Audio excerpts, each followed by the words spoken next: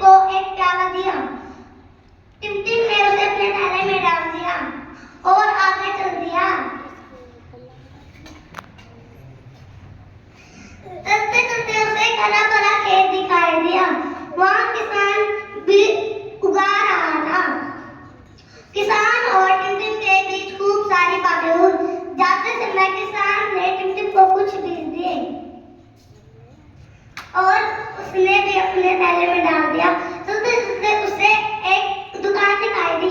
दुकान में बढ़ई तरह तरह के कुर्सी मेज बना रहा था। बढ़ई ने अपने बारे में बताते हुए कहा कि कोई भी काम कठिन नहीं होता, बस थोड़े से परिश्रम की आवश्यकता होती है।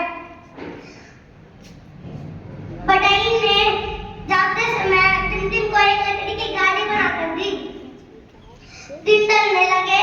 टिमटिम को अपने माता पिता की याद आने लगी और वह अपने यान की तरफ चल दिया।